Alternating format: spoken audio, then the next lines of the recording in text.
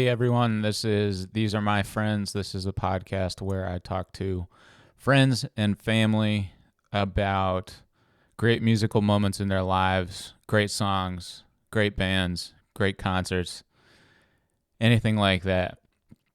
And today I'm talking to my friend Tyler. This is a really good friend of mine. Again, this is another friend I hadn't really talked to a whole lot other than texting, Instagram comments, things like that. And this podcast has been a really great way for me to be a little more consistent in connecting with people. So a nice little bonus to just chopping it up about music all the time. Tyler's got a great story that he tells towards the end of the episode, and he's somebody who I've shared two pretty important concerts with. One was first and only time that I saw High on Fire in Asheville, North Carolina, and then also I think Tyler's seen them multiple times, but the first and only time I've seen Mastodon in Raleigh. So with me for some pretty serious moments for two bands that I really, really love. And yeah, he's a great dude, great to talk to. We had a good time hanging out on Zoom for a little bit. So here is my episode with Tyler. So really, this was like an excuse for me to talk to my friends about music because that's most of what I want to do all the time. And um but then I was getting kind of curious about like what artists or what like songs or albums like made people realize that they were like, I am like officially a music fan now and will Yeah. love this thing for the rest of my life. Yeah. Um, and it's sort of like it's been like pretty different for everyone. Like um, some people like don't really care about the artist and are like totally about the song and just kind of like go where Yeah. go with like the vibe of the song. And then some people are like devoted to one particular band as like what I've been saying for me is um like at sort of different stages of my life, like Mastodon was like a like a threshold for me where I was like, oh, I'm like entering into some like new musical space that I've like not been in my life before. Or Yeah. like I bought like a Fugazi album at Borders Books when I worked there, and that was like the first like weird music that I ever heard. And I was like, okay, Hmm. well now I like because I was young. Now I I was like probably weird like stuff. 12 or 13 or something like that. And I was like, I don't know what this is, but I like it. It sounds crazy. It sounds like kind of angry. So I'm going to listen to this stuff from now on. Hmm. So, I think a lot of uh mine are like direct kind of like ties to what I just listened to around my dad because he would put on music mm, all the time. So just like Rush and Def Leppard, for example, like I I listened to them my whole childhood, and then almost like a gateway, like when I eventually became like a teenager and started listening to heavier stuff, like it all kind of like spawned off of that. Like I was just programmed to be into heavier music, just like groomed that way. yeah. But I think that's kind of how my thing started. Like I didn't really go off and find stuff on my own until I found like a genre that it hooked me into, I guess. Like Yeah. childhood, it was all about like pop, like Backstreet Boys, Britney Spears, all that. Like that as far as like what I found on Yeah. my own. But as soon as I got to high school, everybody was it was like 2004, 2005 or whatever. So like the whole metalcore thing was Oh, like yeah. still Yeah. underground, but it was like starting to blow up. And I found like everyone in Trivium's from Orlando, and Oh, they just put out Ascendancy, and that album like completely took over all of my friends at school. And so I was like, okay, I guess my Blink 182 Green Day listening ass has to get into heavy metal now, or Yeah. I'm not gonna have any friends. Yeah. But that for me, that was like that's the one moment I could pick that completely like opened up. Like I found it and completely opened up like everything that I still listen to today. Hmm. And like other than well, I mean it's good that you mentioned Rush because Rush was like I was like again it was like sort of the same thing like my dad like anytime I was in the car with my dad he would like quiz me on like songs that would come on the radio Hmm. and be like like who is this? Okay, what is like what's like special about like what happened when they were recording? Like just Oh quizzing me on like man. weird, like pain in the ass, like dad music facts that nobody really cares about. Uh, but I ended up getting really into Rush too, and like Rush was like um, a huge reason that I got into heavy music too, because like Guitar World, there was an issue of Guitar World that I had, and there was like a little piece on Mastodon in it, and I'd never heard of them, and they were like talking about like how they were like a lot like Rush, like the drummer writes the lyrics, and they're like super proggy and like Hmm.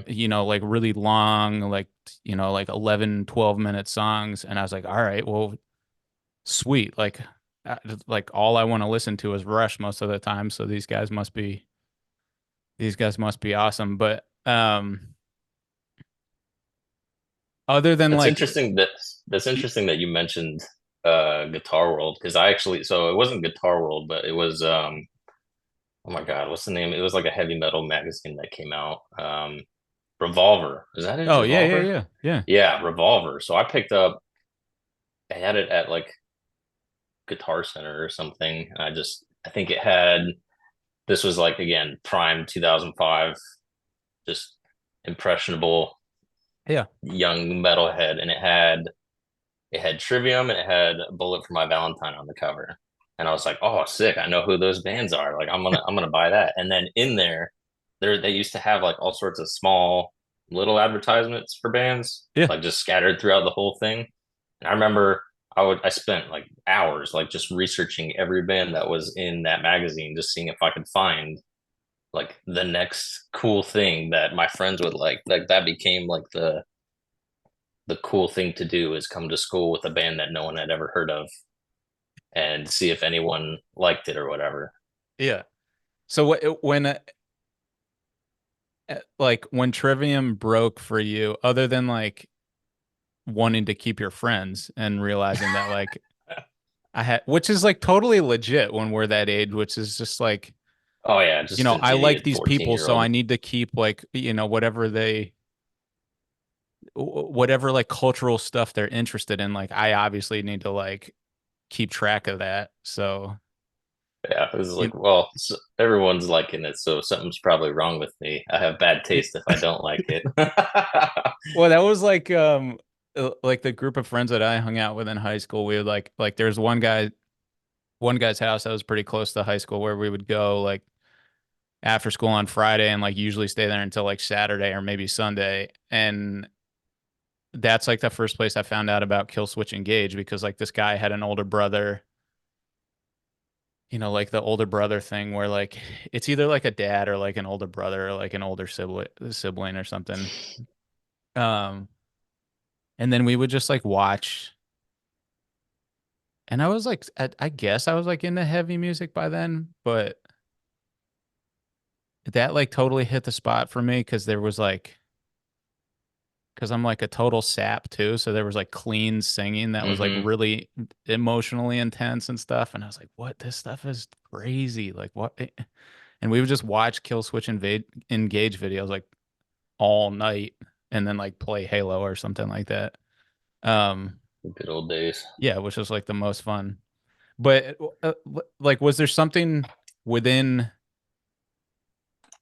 Trivium's sound early on that like connected with you in a way you couldn't figure out right away, So I think if that makes sense?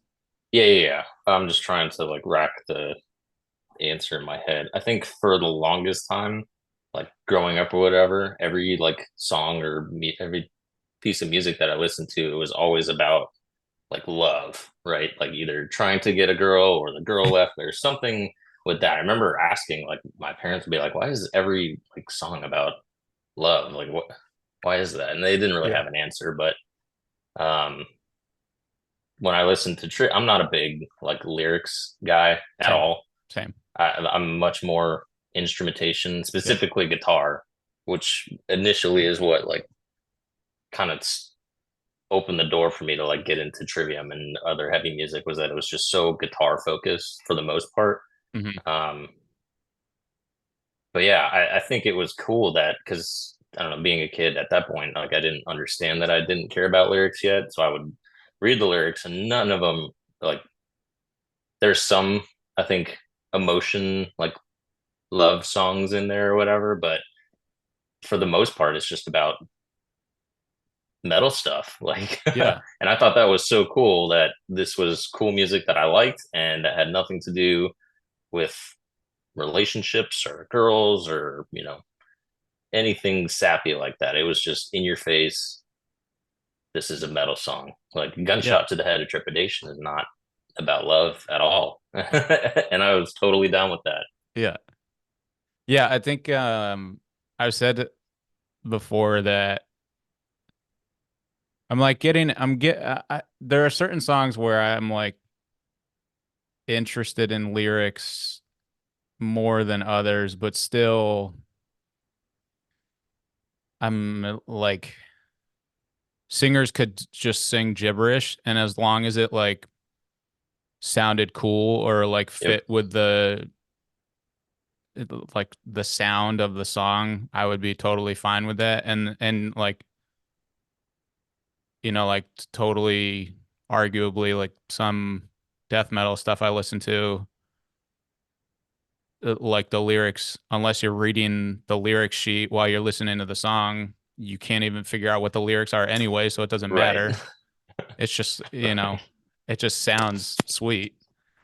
Um, yeah, and I think for me too, it was just like it was like the sounds that were first, and then I think, yeah, I don't know I haven't like spent a lot of time thinking about like why the like metal riffs started to feel good to me. But and it also like changed because I was playing guitar a lot too, and you play guitar, right? Or Mm, did? Yeah. Um, and it like changed what I wanted to play. Also, like for yeah. a while, I just like wanted to try and learn like I don't know, like skate punk songs, like Yep. yeah, like sort of like Blink 182 stuff or uh I don't know what else. Um yeah, but just like easy to, like fun, energetic, like easy to learn power chord kind of songs. And then like all I wanted to do was like tune to drop D and like Yep. chug. Yep. And Dude, something about just big meaty riffs like that was the big kick because kind of going back to what you're saying, like you can't understand like me coming from relatively pop world, like you can't understand what anyone's saying anyway. And that was like a big hurdle for me to like get over. It's like I can't understand what they're saying, but the guitar is awesome. yeah. So it was like me just kind of almost drowning the vocals out Mm, to a certain extent. Because yeah, like I was saying, I couldn't understand them, so I was reading the lyrics, found out what they were written about, and then I was like, okay, cool. I'll just listen to the instrumentation and the guitars and the drums and everything. yeah. And then just listening to that is just such a complete different level from everything that I had kind of taught myself because I didn't do lessons or anything. I just taught myself, Yeah. Green Day and AC/DC and stuff. And I Yeah. was like, cool, I can play guitar now. And Yeah. then you hear like some big meaty metal riffs, and it's like, Yeah. okay. Well, Yeah. this is a new challenge. This is okay. I like this. I'm gonna keep doing this, and now I'm gonna find more stuff to do or more riffs to learn and stuff, and it just keeps going like that. So yeah, definitely guitar was like the big driving factor for my musical taste. Yeah, and it was like I said, Guitar World for me was like a I probably owe like a lot to that magazine for like defining my like musical taste or just things that I was interested. Like maybe I was just being fed like, you know, just advertising and like just soaking in advertising and they were doing a good job, but it like felt sincere. Like the things that I learned from them, like artists I would learn about and then get really into. And then like yeah, like Revolver, uh I don't know, there were probably a couple others around that time. But with it, like when you and your friend group started moving down that, did you all sort of like move down that road together? Uh, And Sorry, go ahead. You can. no, no, just like did you follow the same sort of trajectory like all throughout high school, or did people start to sort of like fork off as you got older and I think through high school we were all together, so I was the latecomer because I moved away from Orlando to Washington for 2 years and then came back to the same city, hmm, same schools and everything. So I was just like a 2 year gap between hanging out with all these people. And in that 2 years, everyone just decided that they liked metal and I didn't. So I came back and I was late to the party as far as that musical taste. So I almost like had to do like catching up at the yeah. beginning and just drown myself in metal music pretty much every day. But then from that point, yeah, we for the most part we all stayed.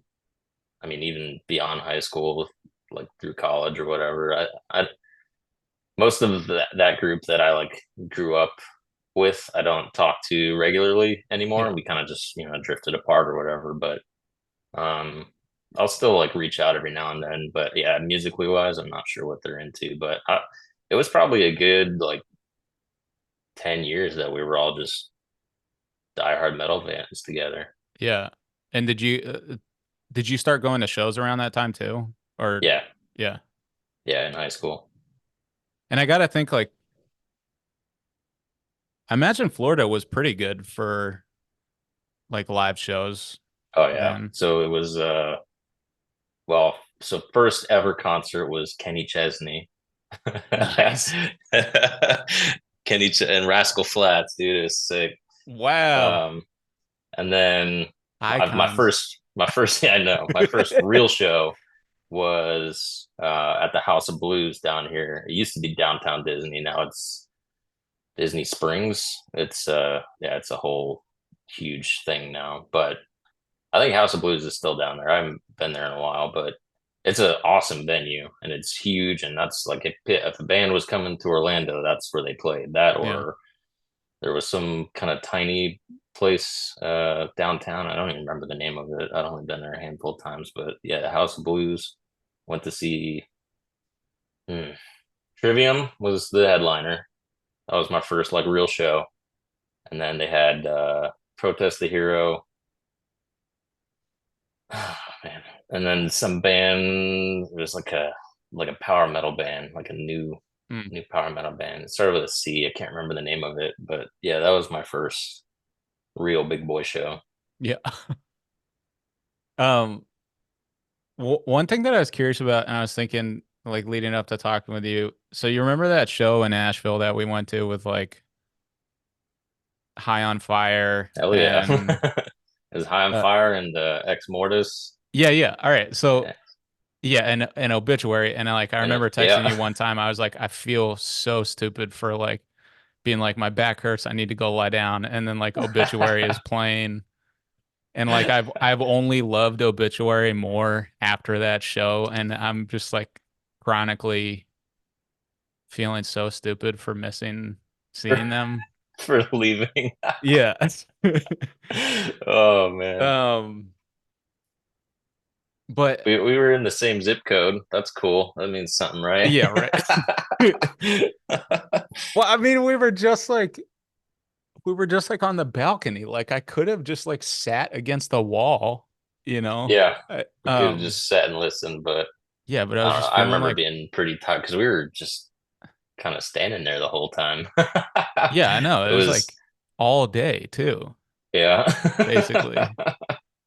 Um, but the ex Mortis thing, because I didn't know about them, and you seemed like pretty excited that they were at that show, and they were like total shredders. Yeah, that's a guitarist wet dream. Yeah. And had you was that sort of like a later interest of yours, like that kind of like really well, I mean, like the Trivium guys, like the Trivium guys are like super talented musicians too. Um, but Ex Mortis is like that kind of like these guys are just like classical musicians that play Hmm. like, with like metal rigs kind of Yep. music. I mean, they did a cover of Moonlight Sonata for crying out Yeah, that loud, was like, crazy. Yeah. and it was sick. Yeah. But yeah, that was probably later on down the line. I think they're still relatively newer, but it kind Oh, of worked okay. like in conjunction with like just the evolution of my musical taste, I guess you'd call it. Like it Yeah. never. I still even to this day, like, I still listen to heavy metal every day, but I think I kind of started to go down different avenues, Yeah. and I don't even remember how I found them. I think one of my friends found them. Just somehow. I don't even know where Yeah. they came from or whatever, but yeah, I heard it and I was like, man, this is like a 4 minute guitar solo that just Yeah. rips. And I Yeah. was like, okay, that's awesome. Let me check these guys out more. Plus, there's something like I don't know, man. When they're it's one thing if they're just doing tremolo picking all the time, right? And it's just super fast. But when they start throwing like chugs or whatever, and they start going up like literally just shredding scales, like Yeah. palm muting and like Yeah. chugging it to like I I don't know. You put it on the head. Like they're just classical musicians who just I don't know. They picked up a piano and then picked up a guitar. I guess Yeah. I imagine that happens more often than not with how people get into I don't know shreddy music or I don't know. Probably not just specific to metal, but classical is kind of a gateway. Yeah, I mean, I remember reading something about uh like Geezer Butler, like Black Sabbath's bass player, Mm, who okay. I guess like wrote most of the music. I think this is right. And like for their first album, I guess he had been listening to a lot of Holst. Like I think he's like a German composer. And Okay.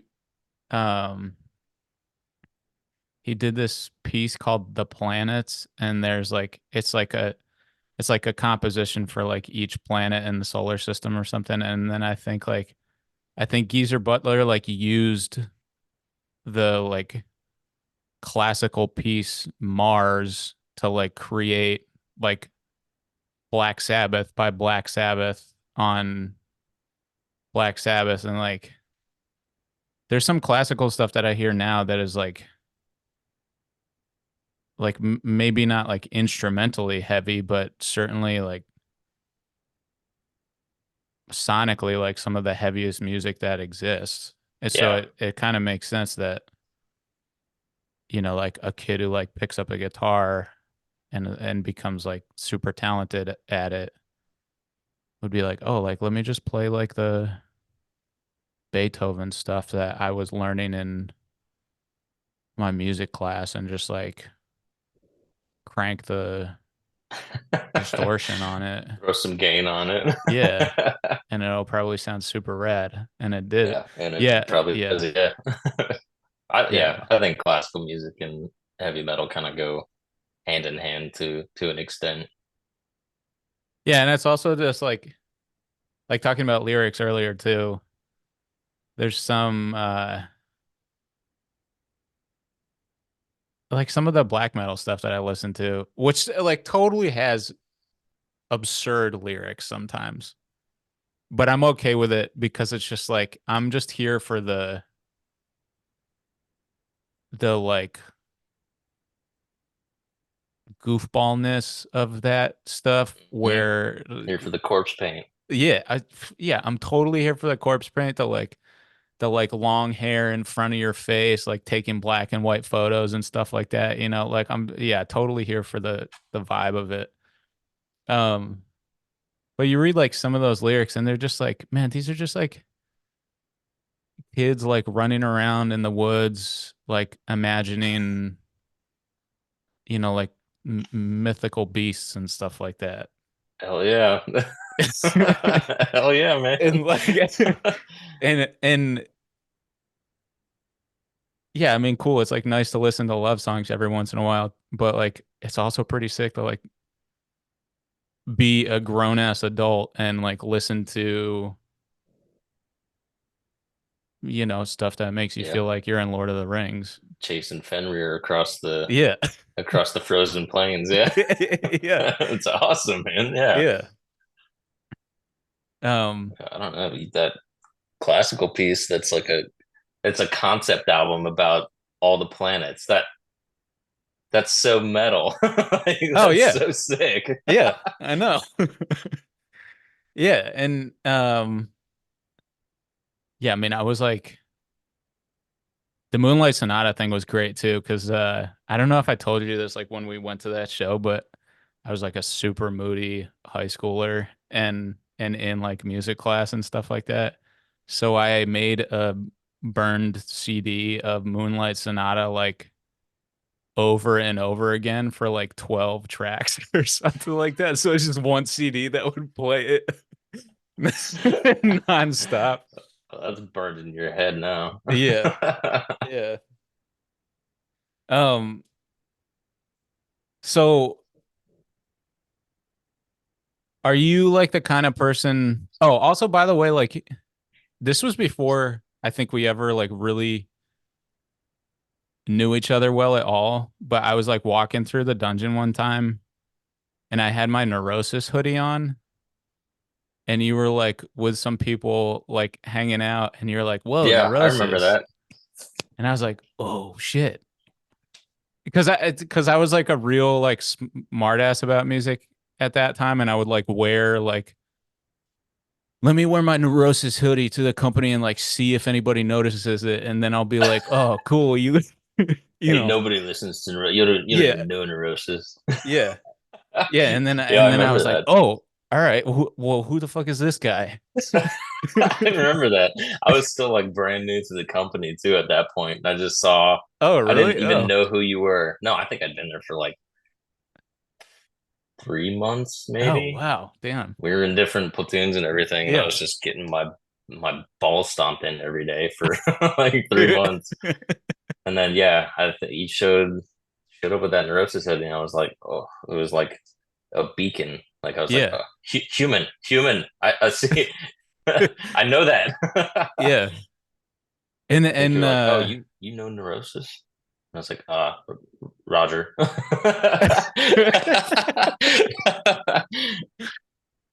yeah, that was a great moment. That's like a I will like carry that moment for the rest of my life kind of event. But those that is like I love that about like walking around in random places with like band t-shirts on and stuff like that. Just like praying that someone will be like, "Oh, sweet." Oh, dude, You, sick. Sick. Yeah, it's one. Yeah, I like kind of what you're saying, but if it's like almost like not completely obscure that no one's gonna know what it is, yeah. but just like subtly Yeah. obscure where you can find like a oh Yeah. yeah Yeah. like we connect There's like literally 100 of us and we just found another of the 100 people or something like that. oh my god, dude. Oh my god. So I have a short story. Great. I think I was in sophomore year of college, I think. Yeah, it must have been sophomore year because I was back here. But I was wearing an Azalea Dying shirt, just like walking through the mall. And at this point, I had just completely bought into just being a piece of shit. Like I'd just cut the sleeves off of everything, wear a beanie in the middle of summer, like just Yeah. just just a complete Neanderthal. Yeah. And I was walking through the mall, and like out of the corner of my eye, I saw this like super hot girl in the mall, and I was just like, nice, like cool.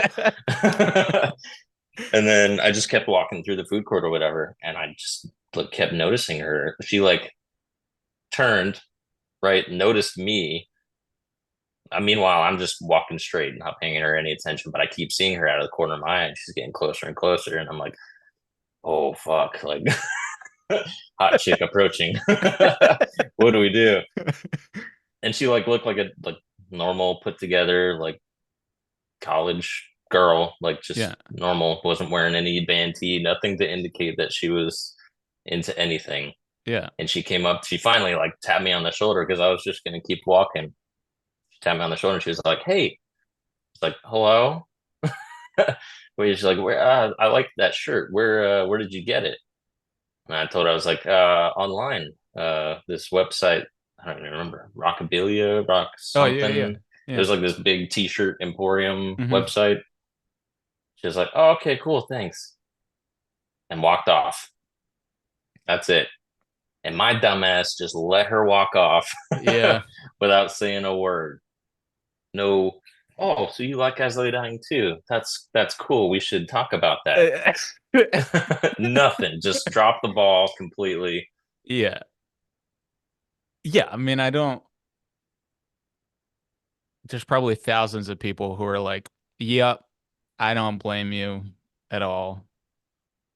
And then there's people who are like, don't know what they're talking about and are like, oh, you could have totally swung that differently. And you would be like, yeah, you would have froze up too. So don't give me Oh, dude, grief. it haunted me for weeks after that because she was like gorgeous, and I was still single. Like all the stars aligned for You me just to like make something a happen there. It driving was, driving home from the mall in like your movie moment, just like dude, I was just I was just like, you devastated. idiot. Just drive into traffic. Just walk, get out of the car, just walk straight into traffic. Oh man. Yeah, it's funny that you mentioned the Banty thing because that that still sticks in my head. But Yeah. what an absolute Poindexter I was. Oh man, that's perfect. I'm glad. All right, I'm man. glad. I'm glad that came up. Um, yeah, great to see you, man. Thanks a lot. Cool, man. No problem. All right, that's the show episode for this week. New episodes come out every Monday.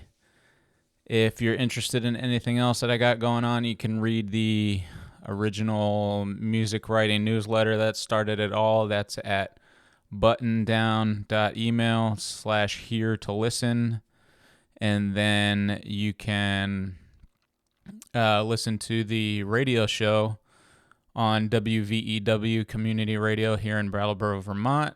That's 107.7 if you're local, or you can stream it online at wvew.org, and the radio show comes out every Sunday at 12 p.m. Eastern. All right, thanks again to Tyler. Great time chatting with him, and we'll see y'all next week.